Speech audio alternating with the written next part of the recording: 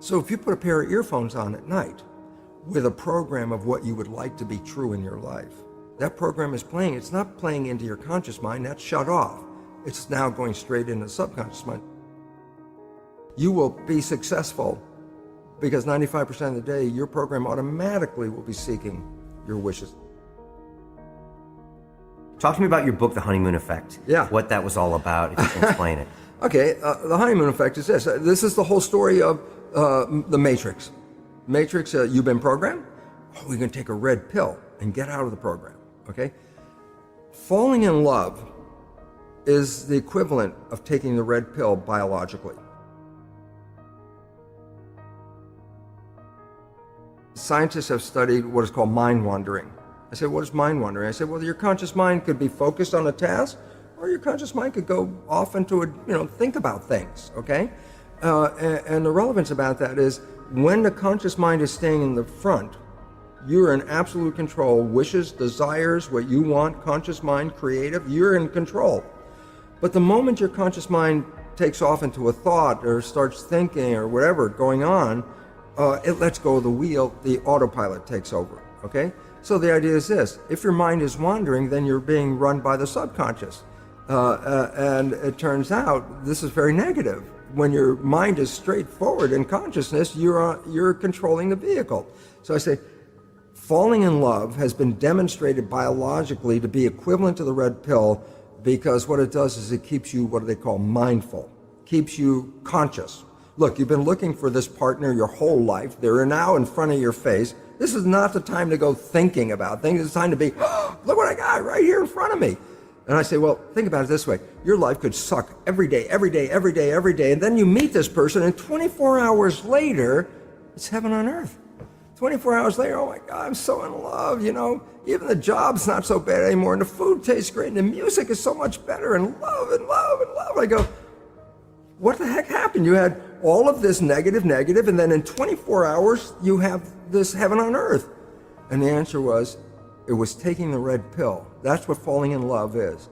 At that moment, you stop playing the program. Now you're operating from conscious mind, which is creative, which by definition is wishes and desires. Brian, what the heck do you want from your life? If you answer that question, it's a creative answer, and by definition, it's conscious. So your wishes and desires are in your conscious mind. In a normal person's life, 5% of the day, you're moving toward that. 95% you're playing the program. You fall in love, 100, it was actually 90%, I think is the number, 90% from conscious mind. 90% of the day you are now operating from creative wishes and desires. I go, look, I said your life sucked all the way up, and then 24 hours of operating on wishes and desires and not playing the program turned earth into heaven for you at that moment.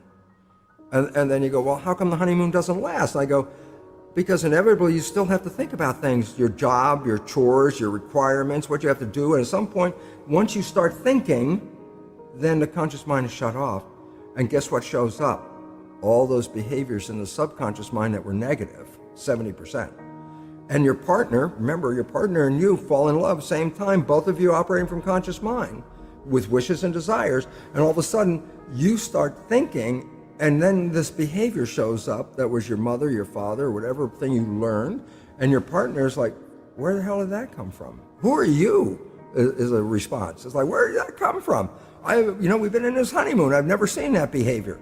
If you would have played that behavior on the first date, maybe we wouldn't have a second date, but now it shows up. And I say, why did it show up? Because I stopped being mindful.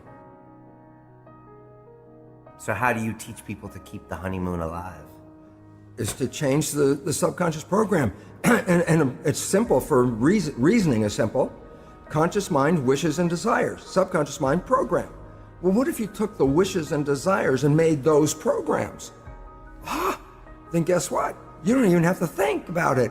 You will automatically, 95% of the day, be playing behaviors to manifest those wishes and desires. So reprogramming the subconscious with wishes and desires means you don't even have to think about it.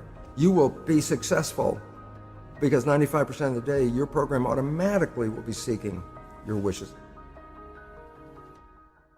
Every night when you go to bed, just when you're just falling off into sleep, consciousness is disconnecting. The next period of your brain operation while your consciousness is disconnected is theta, which is the same brain function as in the first 7 years. So if you put a pair of earphones on at night with a program of what you would like to be true in your life, as soon as your conscious mind disconnects, that program is playing. It's not playing into your conscious mind, that's shut off. It's now going straight into the subconscious mind. So it's called auto-hypnosis. You don't need to go see a hypnotherapist. You just have to pick out what program would you like to have that you don't have, and they sell these programs